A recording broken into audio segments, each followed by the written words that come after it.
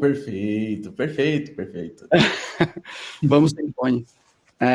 Mas é isso, eu sou o facilitador de capacitação e de tecnologia, né? Acho que tanto para a Zup Edu, que é a área que eu sou o principal responsável, quanto para a Zup como um todo, aí pensando também nas duas frentes. Com uma visão muito pragmática, eu diria. Bastante. No papel, qual que é o nome do seu cargo?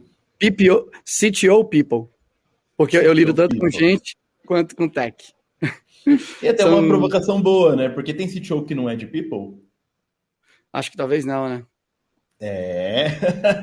É uma coisa até pra gente entrar, uma coisa pra gente começar a entrar aqui um pouquinho. Mas Boa. o legal, legal. Uma curiosidade minha, assim, que eu faço isso no começo de toda a conversa, que é como que você entrou no mundo de tecnologia? Qual foi assim, tipo, o seu primeiro job, assim, na área de tecnologia em si?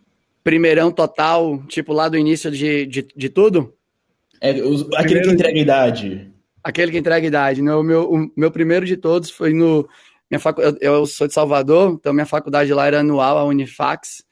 E no segundo semestre, né? Então no sexto semestre aí da faculdade, um amigo meu que já trabalhava numa empresa que chamava Microsiga, né? Que foi comprada pela TOTS muitos anos atrás, me chamou para fazer o site do Festival de Verão, que é uma festa lá da Bahia, famosa até, que já passou no Multishow, né? Globo.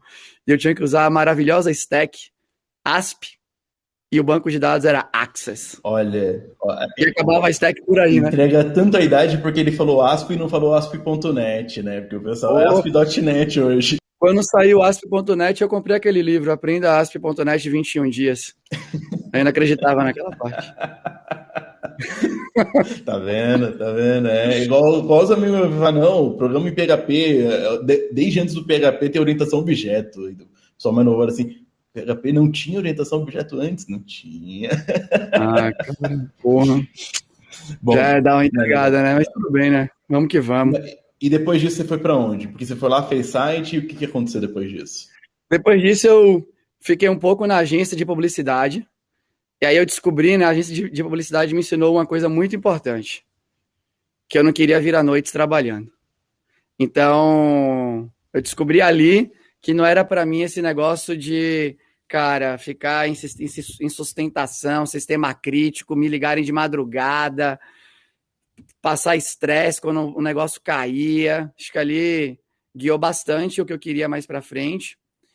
Depois disso, eu ainda trabalhei em empresa de engenharia de software, né, lá em Salvador, tudo mais. Aí depois eu fiquei um tempo na carreira sendo trabalhando como bolsista no núcleo de pesquisa da universidade. A empresa que patrocinava me chamou para trabalhar na empresa, eu fui. Ali também já estava claro para mim que eu queria ter muita liberdade no trabalho, né? Eu sempre priorizei minha saúde e minha família acima do trabalho. Então, quando os caras me chamaram para trabalhar na empresa, eu já falei assim: olha, eu quero sair mais cedo para ir para academia e não quero me estressar, não, viu? Aí o cara, então beleza, vem aí. Aí eu falei: tá bom, fui, não gostei. Aí eu abri a minha empresa, que obviamente não deu certo. É... Junto com os meus amigos em Salvador. De lá fui para Kaelo e para Alura, né? Eu ainda sou muito baba-ovo do grupo Alura, né? Sempre fui fã dos caras. Comecei. Eu não sabia disso ainda, né, Jean? Eu achava que ia ser mais achava que ia ser mais de boa. Mas foi mal, gente. Acontece. Eu tava ainda aprendendo, né? É... Aí eu comecei a colaborar no projeto open source da Kaelon, que chamava Stella, porque eu não queria participar de entrevistas de whiteboard. Eu sempre travava a entrevista de quadro branco. Estela de Java, não era? Uns rolês. É, é. Aí eu falei, como é que eu posso trabalhar na Kaelon sem passar pelo processo seletivo da Kaelon? E aí eu comecei a colaborar no projeto open source, porque aí os caras iam ver meu código e talvez me chamassem sem eu precisar passar pela seleção. Aí deu certo, eu mandei e-mail pedindo emprego e eles me deram. Fiquei 10 anos lá. Fiquei, então, lá eu acho que, assim, para mim é o ponto de virada da minha carreira, né? Foi lá que eu tive contato com as pessoas que mais me impressionaram Macaela até aqui em aquele São Paulo, não é? Você aqui veio em para São São Paulo, Paulo, né? então? Uhum. Isso. Eu vim de Salvador para cá para trabalhar lá. Então, putz, aí eu trabalhei junto com todo mundo da Kaelo, né? Com os fundadores, né? Com o Paulo e com o Guilherme, com o Adriano, com a galera que tá na Nubank hoje, né? Então, Lucas Cavalcante, Ferreira, um monte de gente saiu para várias startups que são, acho que nos inspiram aí no circuito, né? De alguma forma, né? Que deram certo ou estão em vias de fazer aí, né? Seus últimos movimentos. e Tem um tal. rapaz aqui no evento que é o Bruno Pereira, até palestrou mais cedo hoje, e ele tem uma startup chamada Elvenworks, e foi o Sim. pessoal lá que investiu. Então, o pessoal lá da Hello que investiu neles. Eu achei muito É, legal. Um e case eles estão muito se juntando agora com a Lura para fazer um programa de DevOps junto com a Lura para facilitar treinamento e tudo mais. Então, eu tô junto da Lura até hoje, né? Tô no canal do YouTube deles, gravo podcast com eles e tal. Um ano e meio atrás, a Zup me chamou, né? Eu comecei a falar muito de aprendizado e performance, de separar tempo no trabalho. A gente começou a fazer experimentos leves disso lá na Kaelon, né? As pessoas trabalhando part-time treinando para elevar o nível. Os resultados começaram a ser interessantes, eu me aprofundei mais, comecei a falar muito disso. Mas o que que é o resultado começar a ser interessante? Porque, para mim, você está treinando. O que que é interessante? A indústria de computação, né, principalmente não só no Brasil, né, acho que no planeta inteiro, o mercado de tecnologia, a gente já se acostumou muito a associar expertise com feridas de batalha, né? Então você tem que acumular cicatrizes, participar de projetos, de múltiplos projetos diferentes, e é dessa forma, e é o melhor jeito de você escalar a sua carreira, né? Sair de júnior para pleno, sênior, sênior especialista, e aí eventualmente vão te chamar para ser talvez, se você adquiriu, né, as skills necessárias ali, né? Você vai começar a ser tech lead, manager, e aí todas as variações que existem sobre isso, e eventualmente pode surgir uma oportunidade de, por exemplo, você ser CTO de alguma startup que está começando, ou de alguma que precisa de uma pessoa com track record interessante e tal. E eu acho que eu não trilhei minha carreira assim em nenhum momento. A verdade é essa, né? Eu apostei muito em estudar e treinar e só ir para o campo de jogo em momentos estratégicos. Foi assim que eu fiz para escalar. E aí, acho que a educação me apaixonou dentro da Kaelon, né? Acho que tanto da aula e de tentar encontrar resultados melhores junto com os alunos e com as alunas. A coisa foi ficando mais forte, eu comecei a montar treinamentos internos. E aí a gente chegou nisso, né? Eu comecei a pegar as pessoas que eram do time de engenharia da Alura, e o responsável, né, por toda a engenharia da Alura na época, putz, você libera a galera, parte das pessoas para treinar comigo metade do tempo de trabalho e a outra metade ela trabalha? Ele liberou, e aí foi muito legal, né, porque aí eu ia treinando a pessoa em forma de mentoria, que é o melhor treino, obviamente, que pode ter, e ele, nos one-on-ones e no dia a dia, ia acompanhando se tinha algum tipo de mudança de comportamento, né, se tinha algum tipo de influência nova. E foi massa. O resultado foi bem interessante, tanto em relação à criticidade da pessoa, em relação ao trabalho dela, participação nos encontros ali, né, de priorização de backlog, de produtividade, né, olhar sobre o código, enfim, né, N comportamentos, tanto hard skill quanto soft skill. E aí eu comecei a falar muito disso no meu canal, né, performance, prática deliberada, enfim. Acho que a Zup me ranteou e os caras me ofereceram a chance de fazer tudo isso lá dentro. Velho, estamos comprados com essa hipótese. A gente quer que a galera aqui dentro treine mais, é o nosso jeito de elevar o nível da engenharia. Você quer vir fazer? E aí me brilhou muito, porque eu acho que toda mudança que é de dentro para fora é mais perene do que é de fora para dentro. Então na KL eu martelava bastante de fora para dentro, né? Ia nas empresas, vamos lá, né? A empresa contratava a Lura, mas putz, a galera estava usando a Lura? E se estava usando, eles estavam tendo a oportunidade de mitigar. Geralmente, para a indústria de serviço, o principal indicador de sucesso de uma estratégia de treinamento é retenção. Felicidade no trabalho e retenção. Eu Uhum. geralmente Se falava o assim. pessoal fica na empresa e tudo mais, né? Eu geralmente falava assim: se você quer me reter, me paga balada, me dá viagem. É, Você não precisa. é. A Alura eu consigo pagar o ano, custa R$ 1.000 e poucos. Eu não preciso que você me patrocine a Alura para me reter, né? Me dá aí a temporada inteira dos jogos do Palmeiras para ir lá ver antes da pandemia, sofrer lá. Me dá alguma coisa que eu goste muito e você vai ter muito mais chance.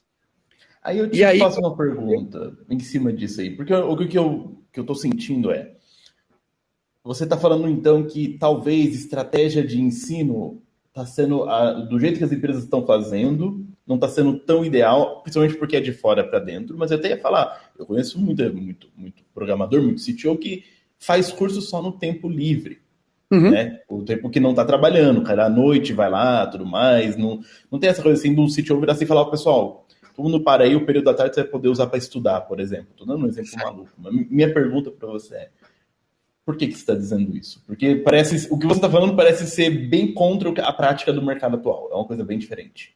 Isso. Por quê? O que eu quero dizer é isso, que as pessoas têm que parar no horário de trabalho para elas poderem se preparar para o trabalho. Então, a nossa estratégia na ZUP atualmente é essa. Obviamente, né, que a gente está falando aqui de mudança cultural. Então, a mudança cultural não aconteceu em um ano e pouco, né? Acho que a gente vai falar disso mais para frente, né? Acho que um dos reflexos da mudança cultural da ZUP foi que esse ano a gente fez o maior programa de contratação de pessoas júnior do Brasil. A gente vai fechar agora, né? Provavelmente em setembro vai ter a nossa última turma, setembro, outubro, e no total foram quase 500 pessoas juniores que a gente contratou para que elas fossem entregues, né, para as equipes. A gente fala mais. Mas acho que essa é a mudança, né? Se preparar, para mim, obviamente, tem que fazer parte do planejamento estratégico de todas as equipes. Eu falo, o meu exemplo basicamente é assim: quando eu vou viajar de avião, eu não me preparo para sobreviver na floresta, porque eu nunca acho que o avião vai cair. Então, isso para mim é um evento completamente inesperado e eu não vou ficar fazendo técnica de sobrevivência. Apesar que quando você vai viajar de navio, te dão um treino de 5 minutos de como botar o colete salva-vida caso a parada afunde. Agora, se eu sou piloto de avião, se eu for piloto de avião, era bom saber como sobreviver caso meu caso, se eu fosse piloto de caça ou coisa do gênero, era bom eu saber sobreviver se caso eu tivesse que meu avião caísse, fosse abatido, eu caísse na floresta, fosse sequestrado, ou sei lá o quê. Então, a gente tem muito paralelo fora do mercado de engenharia, mercado de software, onde o preparo tem um papel essencial na entrega da performance. A gente pode ir para vários campos da vida. Eu sou uma pessoa, o esporte é o que mais me influencia, eu sou uma pessoa fanática por esportes, e ele inspira múltiplos trabalhos da psicologia quando a gente pensa em pessoas de altíssima performance. Mas a gente tem esporte, música, profissões de alto risco, como bombeiro, aí você tem os casos clássicos dos militares espetaculares dos Estados Unidos, lá dos SEALs e tudo mais. Então você tem múltiplas áreas da vida, né? Você vai para a medicina também pensando em profissão regular. Um médico, uma médica, para se tornar especialista, tem muito tempo de estudo, residência e tal. Então você tem várias astronautas quando vão, enfim, né? Fazer as suas viagens, é um dos campos que são mais estudados também, né? Que é difícil simular o ambiente, enfim, né? Mas, Alberto, assim, eu entendo, e eu tô fazendo papel de advogado do diabo aqui, porque Fica à se eu vontade, chegar hoje pro CEO que trabalha comigo e falar, cara, olha como é que atleta trabalha, olha como astronauta trabalha, vamos mudar tudo aqui. Ele vai falar, mas a gente não tá indo para a Lua e a gente não tá indo para as Olimpíadas.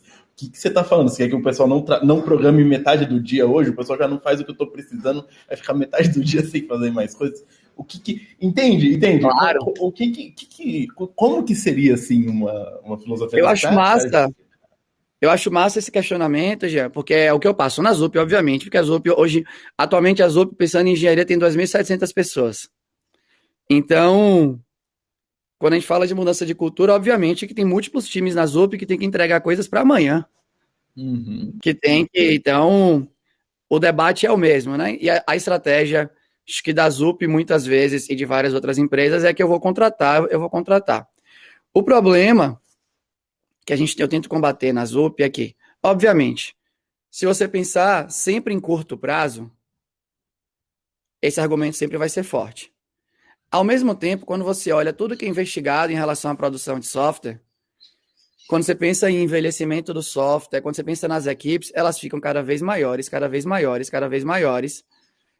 Para você andar mais rápido, você tem que contratar cada vez mais gente, cada vez mais gente, cada vez mais gente. Então, o que eu quero trazer muito eu trago para a ZUP, né, e que eu tento trabalhar, influenciar, obviamente, nos outros lugares. Eu não estou dizendo para você não contratar especialistas ou pessoas que já são fora da curva, que você sabe que vai entregar um valor rapidão. Mas se você estrategicamente estiver formando gente o tempo inteiro, vai ter uma hora que a lentidão inicial vai começar a ser interessante para você, né? E se você pensar em engenharia de software, a gente já passou por isso múltiplas vezes. Vou dar um exemplo. Muito tempo atrás, vários times não praticavam testes de unidade, testes automatizados. E o argumento era o mesmo. Testar de maneira automatizada vai atrasar a gente. Era o mesmo argumento, porque afinal de contas, o teste automatizado não entra em produção. Mas as pessoas entenderam, e olha que eu vou te dizer, dá para a gente ter um podcast inteiro só questionando as práticas de testes automatizados e como eles de fato ajudam a eventual qualidade do código. Mas, eventualmente, o povo entendeu que faz algum tipo de sentido testar o software mais vezes, porque você talvez descubra bugs mais cedo, você talvez ganhe, eventualmente, uma certa confiança para mexer nesse código depois, né? Até talvez a confiança nem seja real, talvez seja só um sentimento de confiança. E eu acho que o preparo é a mesma coisa. Então eu posso dizer pela ZUP que a gente no início do ano, em janeiro, decidiu que a maioria dos plenos que a gente ia contratar iam ser todos do programa de contratação do Orange Talents. E aí a gente forçou a barra. A gente não vai trazer pleno, a não ser que venha daqui.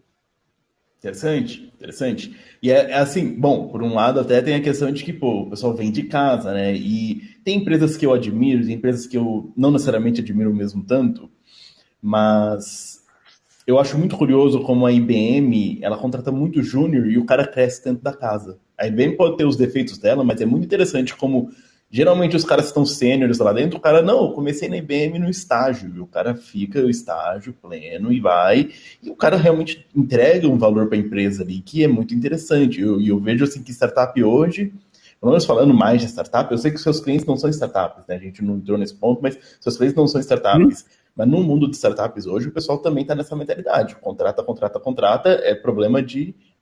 A gente precisa de um bebê mais rápido, mais grávida. Traz da grávida aí, acha grávida de 9 meses, de 8, de 7, de 6, para garantir um bebê entregue por mês. Mas não dá para ser assim, né? Não tem lógica. A gente não age assim com outras áreas, eu não entendo por que a gente age assim com o software. Eu entendi essa provocação. Isso. Mas, Porque uma coisa que eu ia falar era assim, porque tem uma outra estratégia, né? Que eu acho que o expoente da outra estratégia é o Netflix. O que é que o Netflix faz? Eu não quero treinar ninguém. Eu não vou investir tempo nisso. Eles não treinam ninguém. Não existe programas de treinamento no Netflix. Mas aí o Netflix vai deployar o software deles usando lá, né, um Kubernetes da vida e tal. Quem que o Netflix contrata? Um dos core committers do Kubernetes. Ele não contrata alguém que sabe de Kubernetes. Ele contrata alguém que faz a parada. Então, você tem essa. E essa é uma estratégia de N Big Techs, né? Quando você vai para Google, Facebook, Amazon, mas o Google, por exemplo, os caras só contratam de Stanford, sei lá, do MIT e por aí vai. Não. Contrataram o criador da linguagem C para ele criar a linguagem Go para o pessoal lá dentro usar a linguagem Go para fazer o Google, né? Então... Ótimo exemplo. Então, essa é outra estratégia. Se você consegue contratar o topo do mercado, não faz sentido você ficar investindo em capacitação interna para fechar gap nenhum. Você já está lá no topo. Mas no Brasil, a gente geralmente não contrata o topo do mercado mundial. O Netflix, né? Mas o meu problema, assim, com todo respeito, desculpa, mas assim, eu não consigo contratar o topo do meu mercado aqui, do meu nicho. O meu concorrente, Por exemplo, ele tem funding de VC e eu não tenho. Como é que eu acho? Então, esse é o problema. Aí a gente contrata o meio do mercado. No meio do mercado, o que acontece? A gente vai achar... A gente primeiro sofre a esquizofrenia, né? Porque a gente fica sempre pressionado pela régua de salário do mercado. Então, as empresas que estão começando, que estão no meio, elas têm que subir o salário ou elas perdem gente muito rápido, porque nascem outras startups mais investidas. Então, você está sempre sofrendo isso. Então, o que eu entendo que é legal investir na cultura do preparo é guarda o seu dinheiro para contratar as pessoas já prontas que realmente vão te escalar. Realmente elas vão te escalar. Você vai trazer uma pessoa tipo, usando a mesma estratégia do Netflix. Eu vou trazer o cara, a pessoa, o homem ou a mulher ultra foda. Eles acreditam nisso, né? Que uma pessoa. Eles citam isso no livro deles, né? Do No Rules Rules, que uma pessoa ultra foda vale por 10. Eu confesso que eu enxergo do mesmo jeito. Então, eles trazem essa. Então, guarda seu dinheiro para trazer essa. A minha sugestão é trabalhar no preparo. Eu vou dar um exemplo que aconteceu na ZUP Edu. Tá bom.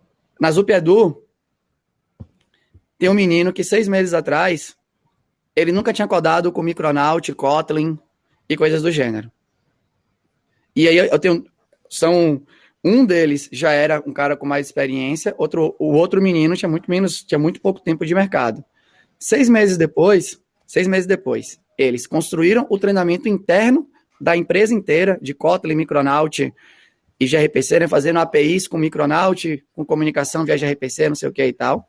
Um deles, eles abriram um PR para o Micronaut, que foi aceito na base de código do Micronaut, deram palestra em evento e tudo mais. 6 meses não é um tempo bizarro, sabe? Eu contrato uma pessoa ultra foda e contrato uma pessoa para ela ficar boa em 6 meses, se você realmente dá espaço para ela se preparar. Então, é aí que eu vejo a diferença. Se você olhar de maneira estratégica, o preparo bem feito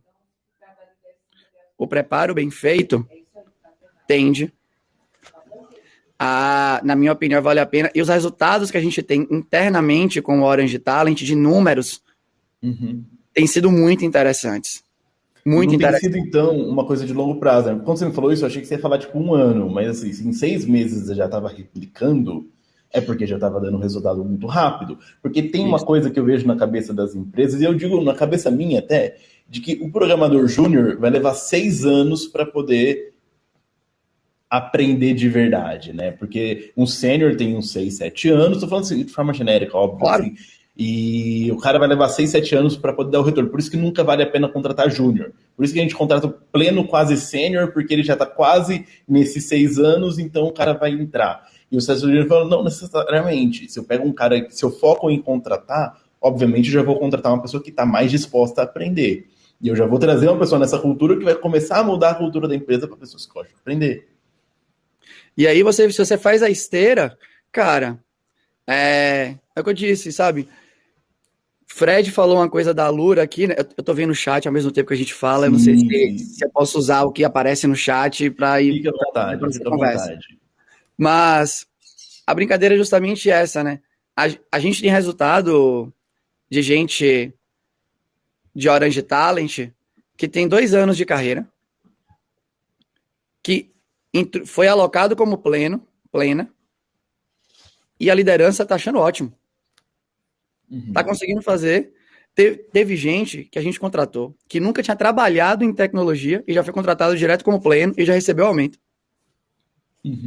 Então, a minha crença aqui, e aí acho que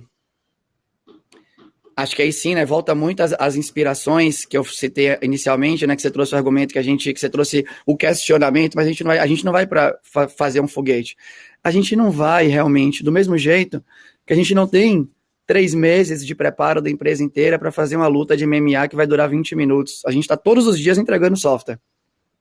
Mas não é porque a gente não pode fazer igual que a gente não pode beber da mesma fonte e tentar trazer para o nosso cenário. Então, o jogo é ali, sabe? Treinar duro vai... E aí acho que a gente pode falar sobre isso, né? Um processo de aprendizagem efetivo é muito duro. É mais estressante do que estar no dia a dia fazendo software. Esse é o nosso treino lá. E aí acho que dá para falar mais sobre isso daqui a pouco. Antes da gente entrar nisso aqui, você tocou numa analogia, que é uma analogia assim que me marcou quando você falou isso. Que a gente conversou isso na primeira vez, eu até falei, não, nem fala, vamos falar ao vivo. Então a gente vai explorar demais o assunto, eu vou aprender a coisa toda, eu quero aprender aqui contigo agora na frente de todo mundo também. Porque claro, é novidade para mim também esse ponto de vista. Por quê? O que eu tô achando interessante é, realmente, eu fui uma pessoa que tocou violino. E assim, quanto tempo eu toquei violino dentro de orquestra na frente de 100 pessoas? Eu dei tocado total, 3 horas corridas de tempo tocando mesmo, que para a música não fica nem tocando. Mas eu devo ter treinado, corrido, no mínimo umas 160 horas. Então eu passo 160 horas treinando para fazer 10% disso.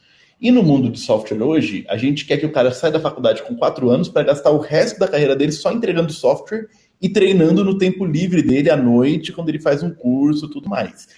Quando você comentou isso, eu falei, tem lógica. Não tem lógica a pessoa só treinar nos tempos livres e eu esperar que ela entregue código de qualidade o tempo todo.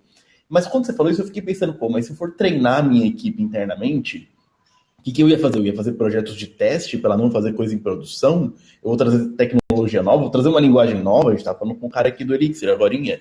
Então, assim, o que seria essa provocação, esse treinamento interno? E aí entra, por favor, um pouco mais aí nessa história, mas se você quiser explorar também um pouco mais essa analogia Claro.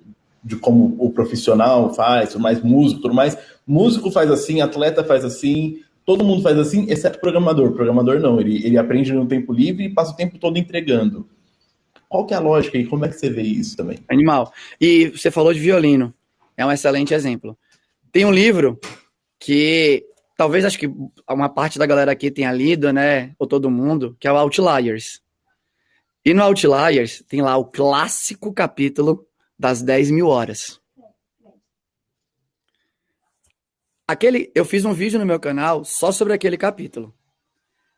Aquele capítulo, ele é inspirado em um artigo científico de um autor, de um psicólogo sueco, que chama Prática Deliberada. É lá mais ou menos de 94, 93. Ele inclusive cita o artigo. E no artigo ele fala de prática de música, e inclusive no artigo é com violino. Que são ele cita, né, a diferença em números de hora de treino entre uma pessoa que virou uma violinista profissional versus uma pessoa que gostava de violino, mas não virou uma violinista profissional, e que no início da carreira delas, elas treinavam parecido, mas depois da profissional intensifica o treino, né? E tudo mais. E aí, quando a gente pensa em prática deliberada, quando a gente pensa em treino que realmente visa trazer performance, o que é que ele fala, né, no artigo, e o que é que a gente vê refletido na vida mesmo, né? Quando a gente junta, acho que aí é a melhor parte da ciência, quando a gente vê a parada escrita e ela testada na realidade para trazer a prova. Um bom treino é aquele treino que iguala ou supera as dificuldades que vão ser encontradas na realidade. Quer dizer que você vai cobrir toda a realidade no treino? Eventualmente não, provavelmente não. A realidade está aí para te dar uns tapas na cara de vez em quando e para te provar que você não estava tão preparado ou preparada quando você achava que estava. Mas, quanto mais você se nutrir do contexto real que exige a sua performance para montar o seu treino, mais próximo você vai estar de criar um ambiente propício para desenvolvimento que realmente te deixe preparado. Então, quando a gente pensa em engenharia de software, vou dar os casos que a gente tem na ZUP, do Orange Talents e que a gente está treinando, né? Então, todo treinamento que a gente vai... A gente, no final desse trimestre, a gente vai ter mais 3 novos treinamentos internos. Todo treinamento novo que a gente constrói na ZUP é como se fosse a concepção de um produto. Então, a gente faz discovery das dores das pessoas naquelas frentes de trabalho, entrevista um monte de gente. Agora a gente tem pessoas de UX Research para fazer discovery de dores de trabalho, de coisas que faltam, né? Então a gente descobre, os especialistas entram em ação, participam das entrevistas, entendem a dor, qual é o problema real, para só daí a coisa virar um treino. E o que acontece? Eu falo muito assim, se uma pessoa treinar com a gente e ela ficar contente o tempo inteiro e ela ficar feliz que ela está treinando, a gente treinou mal. Ninguém sorri o tempo inteiro treinando. Ninguém treina para performance e fica felizão, dando risada, dizendo, olha que interessante estar aqui, tocar esse violino por 100 horas e meus dedos aqui descascando enquanto eu estou treinando. Então, como é que a gente faz? Os projetos que a gente traz são completamente inspirados no que acontece na empresa. E olha uma coisa que é legal, né? Dojo. Sempre quando a gente pensa em dojo, a gente pensa, não, é uma atividade legal, né, colaborativa, as pessoas vão se ajudar e tal. Mas tem outro aspecto comportamental do dojo que é massa, que é, você tem que codar com um monte de gente te vendo. E você tem 10 minutos. E o que acontece? Num dojo normal, em 10 minutos, ninguém vai ficar te sacaneando ou vai ficar te falando alguma coisa se você não codar nada em 10 minutos. Mas se você estiver treinando, é bom que você code em 10 minutos, porque senão quer dizer que alguma coisa ainda está faltando. É dojo, não é playground, né? O dojo é lugar Exatamente. que você vai lá pra levar golpe dos outros, né? Então, Então, a gente, né, uma coisa que é muito legal quando você pensa em treino duro, num treino duro, quando você pensa, né, em aprendizagem, né, qual que é? Por que que as empresas têm tanto ceticismo em dar espaço para treino? Porque a gente tem um medo grande, e é real, e não tem problema nenhum ter, né? Faz parte que, putz, a pessoa vai ficar aqui não sei quanto tempo estudando, mas como é que eu sei que ela vai entregar a parada na hora do vamos ver? E quando você pensa em aprendizagem, a teoria é importante. Então, ler o livro, fazer o curso online, pouco importa a fonte. Mas o teste é muito mais relevante. Então, num treinamento de 12 semanas que a gente tem na Zup Edu, as pessoas respondem mais de 300 avaliações. Então, elas estão se testando o tempo inteiro. E teste com nota. Ah, tirei 4. Como é que eu posso fazer para tirar 7? Então, é o teste, que é o teste legal, que não é o teste que te coloca numa caixa. É o teste que te direciona. e uma pergunta, você tem um antes e depois de como é que muda o engajamento com isso? Porque eu fico pensando, se a pessoa tem esse momento que ela consegue melhorar, legal, mas tem pessoas que têm mais dificuldade de aprender com prova, por exemplo. Eu sou do tipo assim, que com prova eu já fico um pouquinho mais sob pressão, porque a Uhum. ideia é aplicar pressão. Como é que ficou essa questão assim? Teve alguma mudança na questão de engajamento e coisas do tipo também, e de retenção, talvez até? A gente tem, os números de retenção são assim excelentes quando a gente compara com quem vem do mercado, né? Acho que aí já era esperado, na verdade, né? As pessoas juniores que a gente contrata, a gente não exige nada. A gente não olha background, faculdade, tempo de experiência. O nosso processo é todo autocontido. Então vem gente, aumenta a diversidade, obviamente, né? Que a gente abre a boca do funil. Sim. Então a gente tem, putz, gente em transição de carreira, pessoa com 20 anos, pessoa com 60 anos. Tem gente que decidiu deixar de ser sênior para virar Orange Talent, porque entendeu que ia ser um passo. É bizarro, né? Dá até difícil de acreditar. Já aconteceu. E aí você falou uma parada que é massa. Nós somos acostumados desde criança que a avaliação é ruim. Porque na escola, na faculdade, quando a gente faz uma prova, ninguém diz que a gente tira 2, ninguém diz pra gente o que a gente deveria ter feito para tirar 10. É. E não tem nem repetição, né? É uma prova e acabou, você nunca mais Acabou. volta no assunto. Isso. Então ali realmente é uma prova para te selecionar. Se você tirou X, você vai entrar na, por exemplo, na pensando em vestibular. Se você tirou X, você entra, se você não tirou X, você perde. E tá tudo bem ter seleção e ter prova para fazer avaliação de fato e te cortar. Tá tudo, não tem galho, não tem vaga para todo mundo, independente do nível.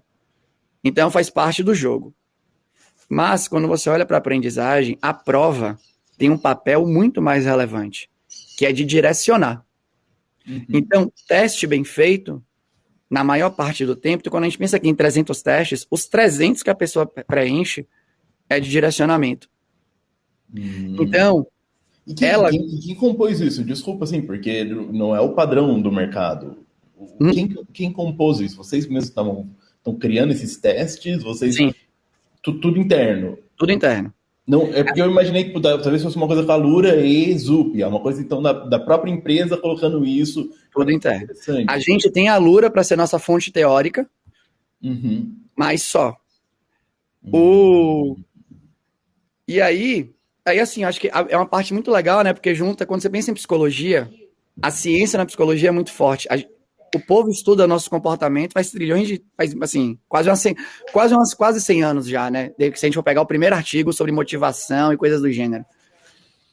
E tem muita coisa de aprendizagem. Muita. Muita. Assim, cara, várias. E uma delas, que é muito escrita, é como o mercado, e quando eu falo mercado, mesmo mercado de educação, escolas, por exemplo, escolas utilizam um pouco de teste. O melhor jeito de uma escola dar as suas aulas seria se nós, como alunos, fôssemos testados todos os dias. E para cada teste que a gente responde, a gente deveria ter acesso à resposta correta daquilo, para a gente poder ter momento de reflexão, né? Por que eu não escrevi desse jeito? Putz, agora eu entendi o que eu deveria ter respondido aqui e tal. E aí a gente constrói tudo lá dentro. Então, todo teste, a gente tem testes de autopercepção, né? Mas todo teste que questiona o seu conhecimento, quando a pessoa acaba de responder, ela tem acesso à resposta do especialista, aí ela se dá uma nota por ela mesma, né, analisando a diferença entre ela e do especialista. Ela tem momentos de conversa em grupo, e a gente tem um time de pesquisa só para capturar tudo que é dado de respostas dos alunos e das alunas, para direcionar o professor para como ele vai entrar na sala de aula. Eu devo entrar na sala de aula. Imagina assim, né? Imagina que as pessoas daquela turma, eventualmente, todas se deram 10 para o teste de conhecimento de Docker. Se todo mundo se deu 10, quer dizer que todo mundo acha que está brocando no Docker, né? Tô manjando. Então, o professor entra na sala e faz o quê? Gente, vocês estão manjando de Docker, não é? Então, essa aula é só sobre perguntas de Docker. E é bom que vocês me respondam corretamente. Porque aí, você está testando para ver se a pessoa saca. Porque você quer calibrar a pessoa, né? Para ela entender. Se ela saca, ela vai responder direito. Se ela não saca, ela vai perceber que não está sacando. E aí você abre o espaço na mente dela para se calibrar. Então, quando você pensa nisso, você maximiza muito a chance de aprendizagem. Porque a pessoa está o tempo inteiro se questionando se ela aprendeu de fato. Em cenários que progressivamente se aproximam do mundo real ou ultrapassam em dificuldade. E aí a hipótese é, se você treina duro, como a galera já botou aqui no chat, inclusive, o jogo vai ficar mais fácil. E tem sido, até agora, tem se mostrado bastante pertinente. Eu não tô nem dizendo que você tá sugerindo que todo mundo faça isso, nem nada. É que assim, eu tô achando interessante, mas assim, o que você me falou é, cara, você tem uma operação de educação lá dentro.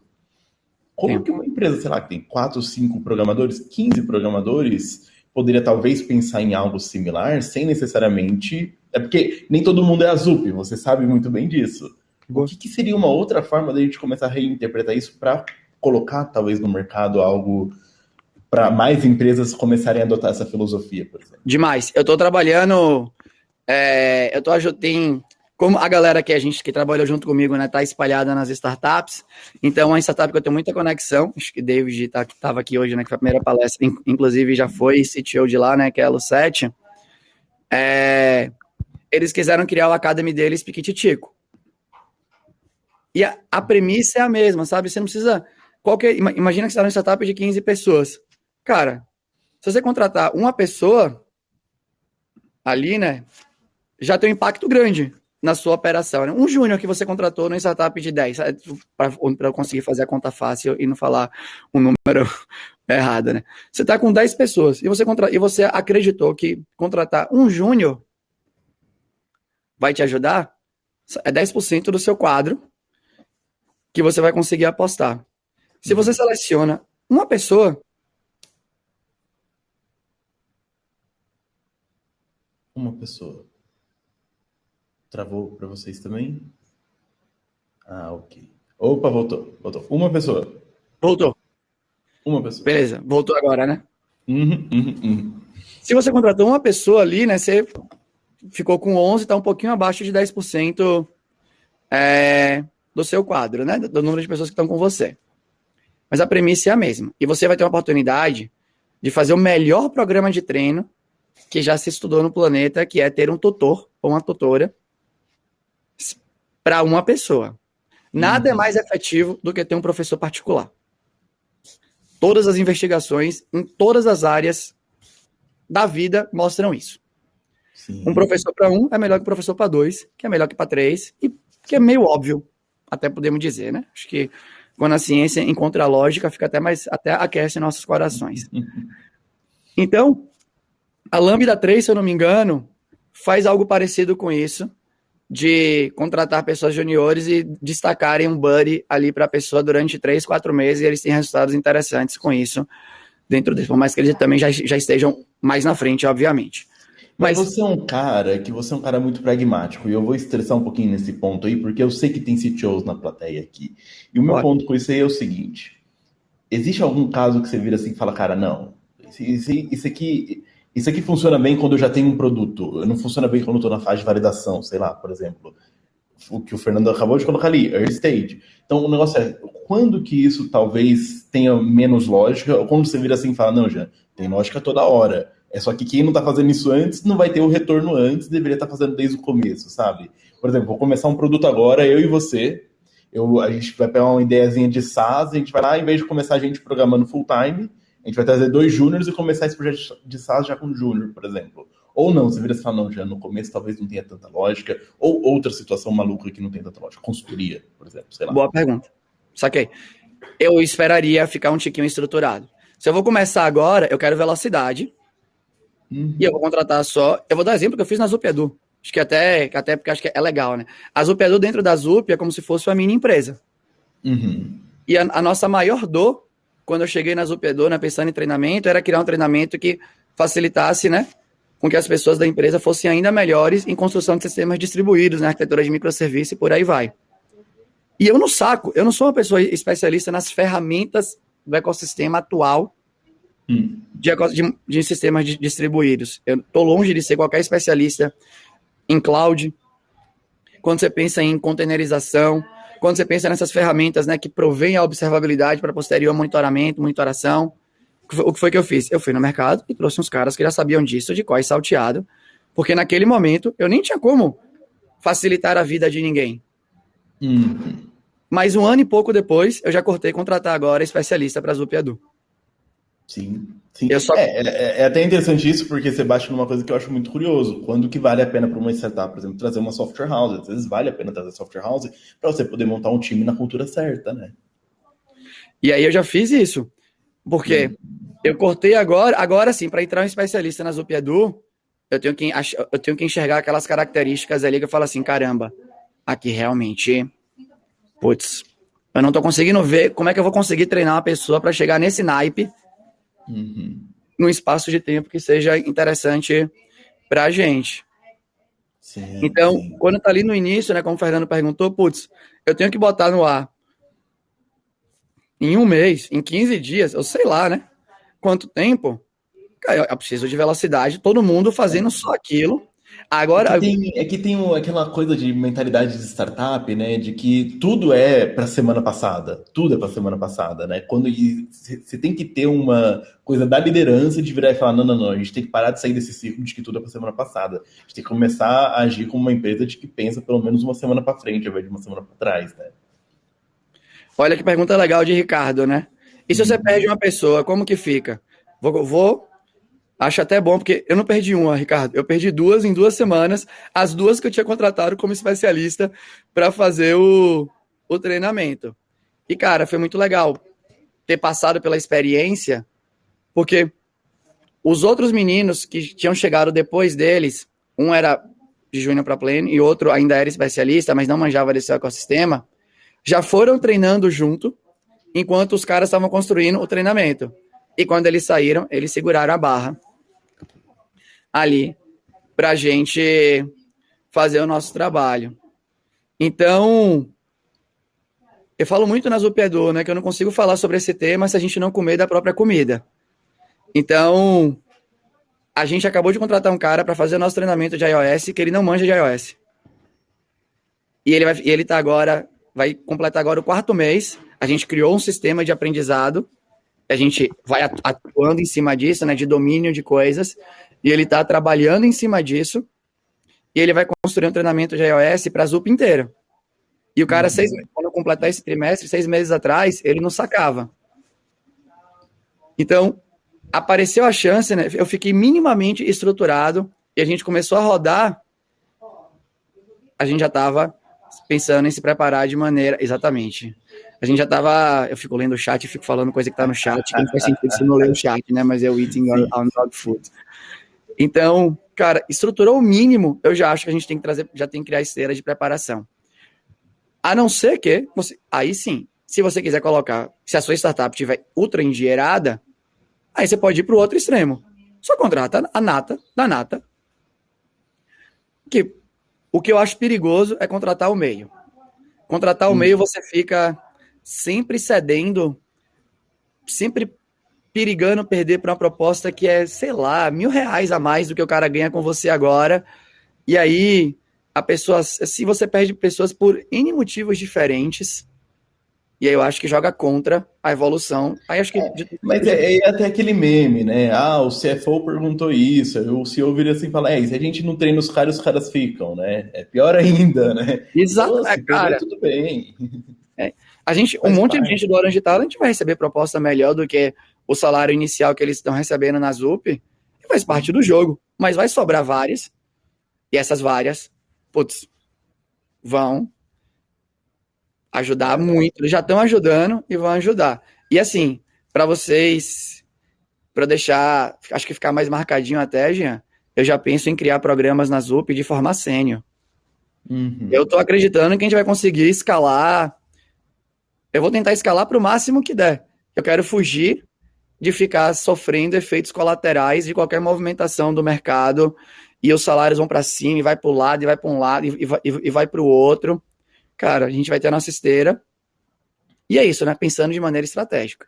Entendi. Você E o vai Guilherme começar. perguntou ali uma coisa que eu acho que é interessantíssima, que é, pô, o cara já entra com. Eu imagino que sim, tô assumindo que sim, que é, no caso do cara lá do iOS que você deu de exemplo, é claro que ele já entra com uma consciência de que ele vai ter que fazer isso. Até porque isso vai gerar uma pressão nele para aprender melhor, porque ele sabe que ele vai ter que ensinar, né? Senão ele tá só aprendendo ali, né?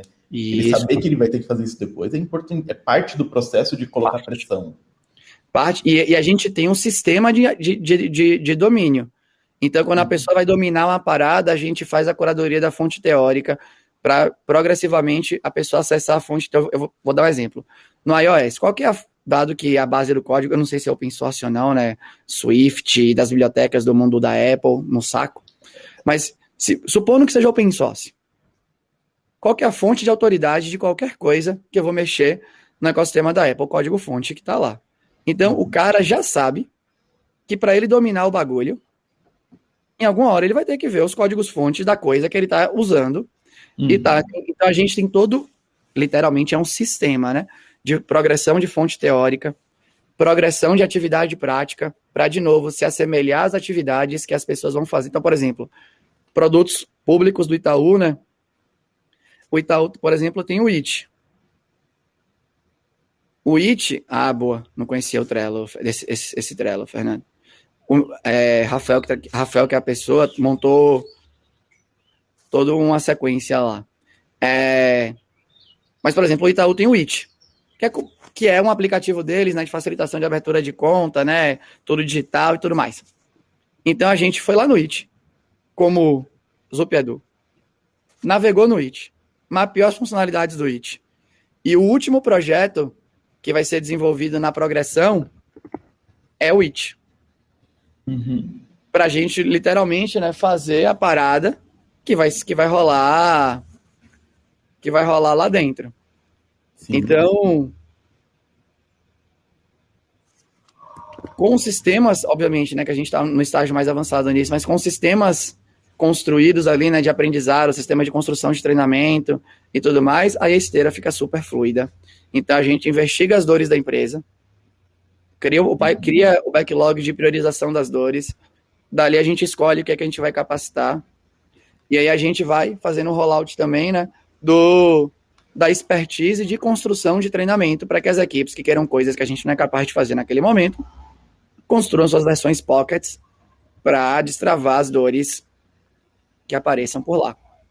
Sim, interessantíssimo. E assim, de verdade, eu tô achando isso super interessante e, obviamente, a gente pode ficar conversando horas sobre isso, de verdade, mas eu queria perguntar quem na plateia tá achando isso muita viagem. Não sei se eu concordo. Alguém tá com essa posição? Porque eu queria saber se a pessoa levantar a mão e tudo mais, pra gente começar a abrir a conversa para mais uma, duas, três pessoas aqui. Porque, pô, é fácil eu ficar, não, cara, acredito em tudo que você fala, tal, mas eu queria ver alguns pontos contra, porque assim, eu não acho que é uma ideia tão fácil de digerir que você vai virar assim e falar, não, a gente vai mudar completamente isso, né? Ou como vender isso internamente, né? E se ninguém também que quiser levantar a mão agora, tudo mais, que eu sei que tem o pessoal que tá ouvindo e tá trabalhando também, enquanto ouve e tudo mais, minha pergunta para você é, enquanto isso, essa foi uma boa pergunta. É bem intenso, é bem intenso, é bem intenso. Como que você vê assim essa recepção disso aí? Porque eu não acho que é uma coisa tão simples assim de você colocar para frente, né? Como é Cara, que. Porque assim, você tem um caso ali que a Zup já acredita nisso, ela já tem a demanda, ela sabe que os júniors não vão simplesmente mudar da noite pro dia e tudo mais. E então eu entendo, pô, vocês contrataram o quê? 500, cara? 500 pessoas? Absurdo. Então me explica assim, o que você acha assim nessa questão assim da resistência para uma empresa que não está sentindo tanto essa dor como ela acha que deveria estar? olha, eu vou te dizer que quando eu entrei na ZUP, o meu plano, eu entrei na ZUP em abril do ano passado. E o meu plano era que no final de 2021, de alguma forma, o nosso trabalho lá dentro, eu tô colocando a máscara porque chegou mais gente aqui no hotel, é só para eu respeitar o protocolo. O meu plano, tá dando para entender? Tá dando, fica tranquilo, o microfone tá pegando só a sua voz. Tá bom.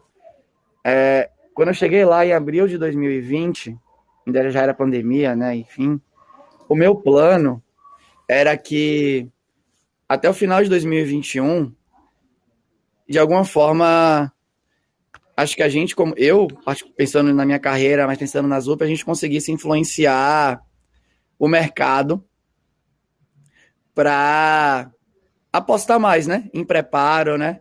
O mercado tirar um pouco da visão que a universidade tem que preparar para o mercado. Uma vez eu escrevi sobre isso e eu não acho que a universidade devia ensinar Spring ou devia ensinar, sei lá, pensando na Elixir, né? Que é uma linguagem eu tenho uma playlist no meu canal eu aprendendo Elixir. Então, sei lá, tem o Phoenix, tem todas as coisas do Elixir. Eu acho que a faculdade deveria preparar a gente para ser um bom estudante. Deveria preparar a gente, né, para ensinar a pensar, ensinar a refletir, ensinar a ser crítico com as nossas coisas. Mas alguém tem que ensinar as pessoas a gerar valor para o mercado que ela vai se inserir. Então, se ela vai querer trabalhar em empresa do mercado, né, startup convencional, pouco importa, ela tem que conseguir gerar o valor que a startup precisa.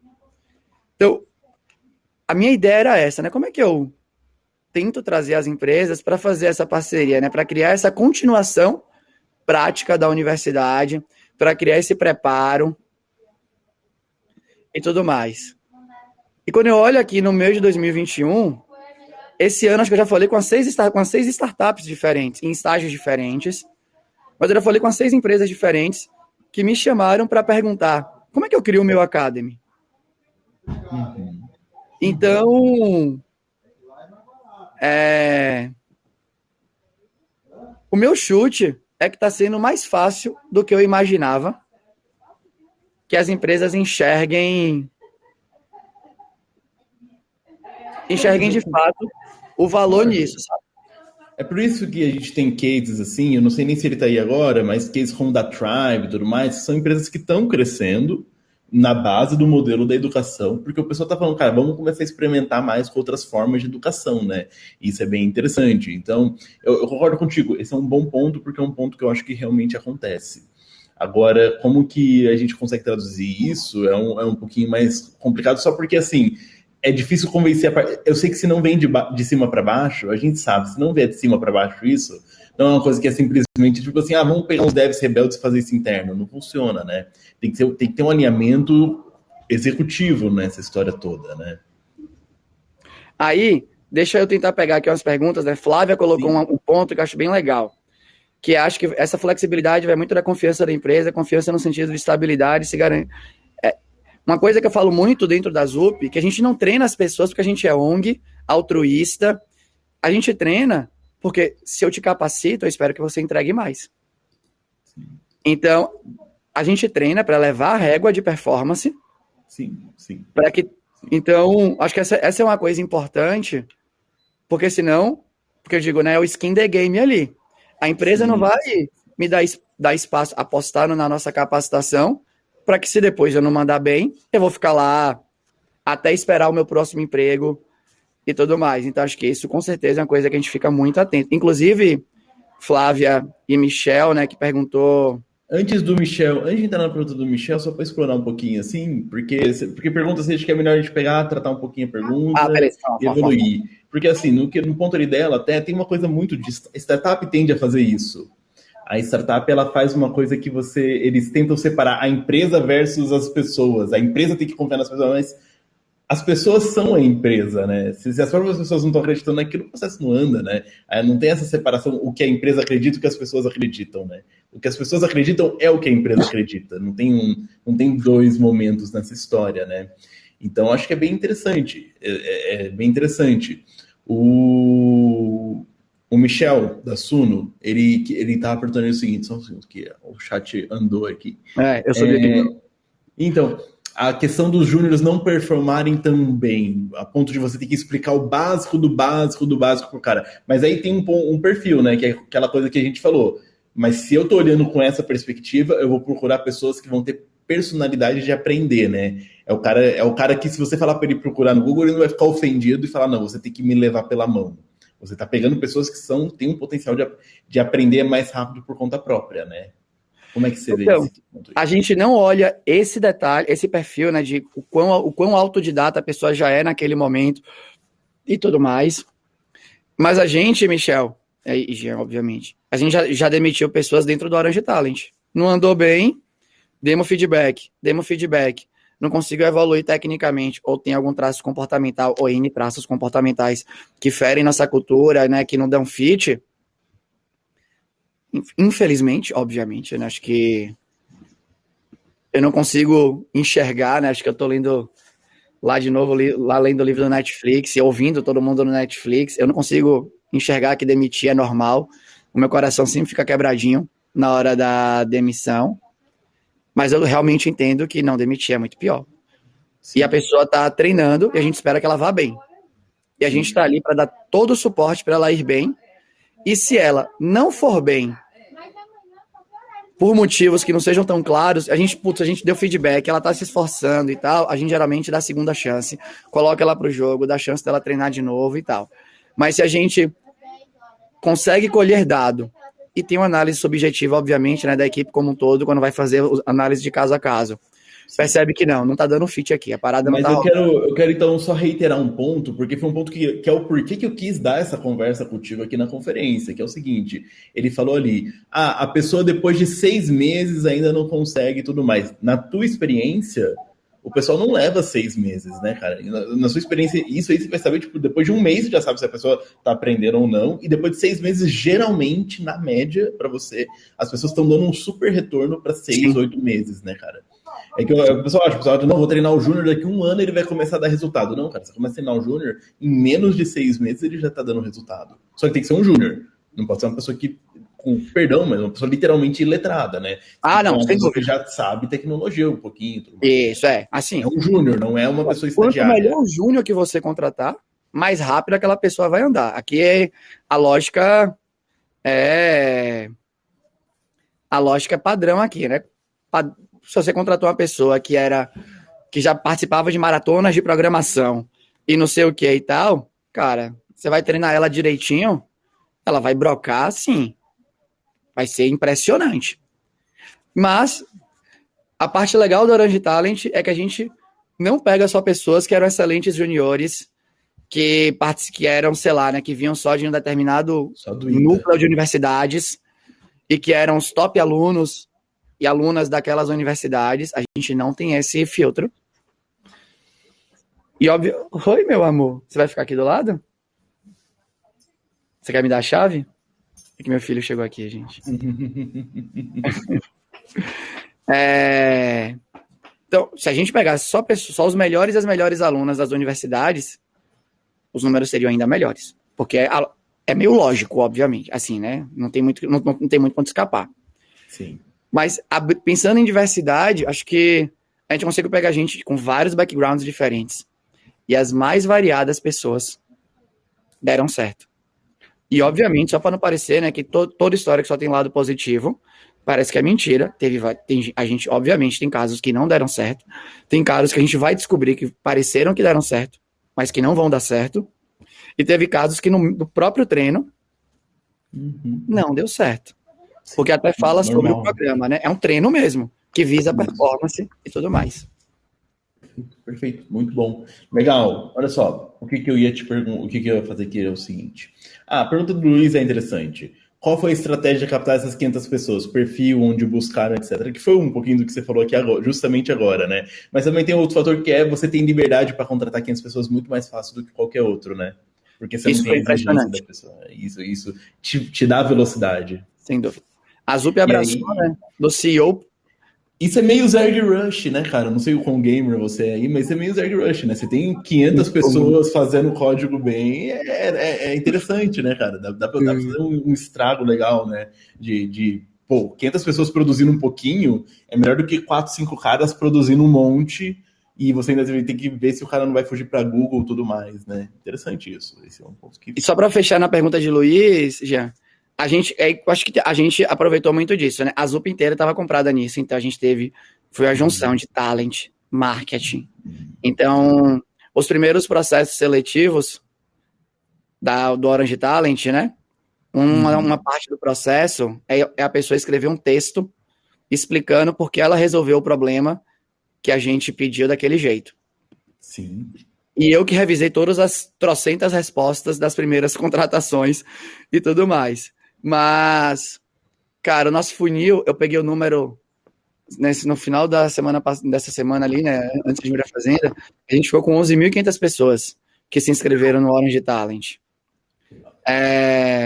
Então, realmente foi um trabalho duro da ZUP como um todo, né? Talent, marketing, criar campanha. Tem página no site da ZUP só do Orange Talent. Mas assim, se a empresa. Por isso que eu falei, não adianta um grupo de rebeldes fazer isso lá dentro. Tem que ser uma coisa que está todo mundo alinhado. Porque se todo mundo vai atrás disso, aí dá resultado. Não dá para ser só 2, 3 pessoas fazendo isso escondido da liderança. Não dá. Tem que ser algo conversado mesmo. Ajuda bastante. Interessantíssimo. Sabe o que é maluco, cara? Já estamos conversando há mais de 1 hora aqui, cara. O papo já virou 1 hora. Então, o que eu tô pensando em fazer é o seguinte. Eu acho que essa provocação foi muito boa para eu tentar te roubar mais 1 hora outro dia, a gente fazer um meetup só disso, cara. Porque o assunto aqui eu acho que é muito bom para encerrar assim, mas o assunto não tem tempo suficiente hoje pra gente falar só disso, né, cara? Eu fiquei surpreso. Eu achei que a gente ia fazer tipo uns 40 minutos e abrir pro pessoal subir e tudo mais aqui, mas foi indo e já bateu 1 hora. Agora que eu vi que 40, eu falei, peraí, tem outro palestrante. Eu fiquei, opa, tem outro palestrante. Eu quero dar um break pro pessoal, porque foi direto das 2 da tarde até agora também. Fechou? E então, minha pergunta pra você é, como que o pessoal pode entrar em contato com você, que você não configurou linkzinho, coisas aqui no seu perfil? Como que o pessoal te encontra? E o que você gostaria de falar, finalizar, qual que é a mensagem que você gostaria de deixar para eles? Fechou. Para me encontrar, gente, eu tô no Slack da confraria, só que nem todo mundo aqui tá na confraria. Calma aí. Eu vou te colocar no grupo de WhatsApp. A gente fez um grupo de WhatsApp só pro evento, tá bom? Tá. Mas deixa eu só deixar, acho que um jeito fácil de falar comigo atualmente, né, obviamente, Fagner botou aí, né, eu ia botar o link do LinkedIn, eu respondo todas as mensagens do LinkedIn, né, acho que é um jeito muito fácil de falar comigo, eu literalmente acredito ali em fazer conexão de trabalho, em estar em contato com as pessoas, então sem dúvida, falar comigo ali é fácil, e quando eu penso assim, né, no que eu acho que é legal de deixar, é que para mim, um ambiente propício para desenvolvimento e o preparo bem feito é o principal vetor de performance que a gente tem atualmente. Acredito bastante em amolar o machado para cortar as árvores da maneira mais fácil possível. Então, eu acho que faz sentido apostar, independente da escala da empresa e do número de pessoas que você vai capacitar, acho que faz sentido apostar em ter uma esteira de preparação que comece com uma pessoa. Já faz sentido para mim. Não, perfeito, porque assim, eu de verdade, você viu, a minha intenção era até fazer bem que episódiozinho de podcast e tal, mas cortou no meio, porque pra mim acho que tem mais 3 horas de conversa nessa história aqui pra gente começar a ter alguma coisa. Quem sabe vira uma série de YouTube ou algo assim, né, cara? Porque muito interessante mesmo esse case que você tá apresentando aí. Eu acho que provocou muitas reações aí do pessoal. Eu acho que vai dar mais conversa. Estou completamente disponível. Obrigado demais, viu, Jean, pela oportunidade de falar. Obrigado pela galera que ficou para escutar, né? Fico muito feliz de falar com você. Eu que agradeço porque você topou fazer essa entrevista na quinta. Falei contigo na quinta, hoje é sexta, então de um dia para o outro. Mas, poxa, cara, muito obrigado mesmo. Não foi nada ensaiado, tá, pessoal? Eu literalmente conheci o Alberto ontem e eu achei muito legal a conversa. E agora a gente tentar continuar esses papos também. Eu vou falar pro pessoal agora que eu vou fazer uma pausa, então, de 20 minutos. enquanto eu procuro o Eduardo Matos. Eu não sei se ele já está aqui na audiência ou não, porque aí a gente começa depois mais uma conversa com o Eduardo Matos, depois das 7 em diante, bate-papo com o fundador da RD Station, beleza? Alberto, se quiser ficar por aí também, sinta-se à vontade, mas vai curtir a família. Tá certo. Valeu demais, velho. Obrigado. Parabéns pelo evento, gente. Pra Obrigado, pessoal. você, Até gente. mais. Tchau, tchau.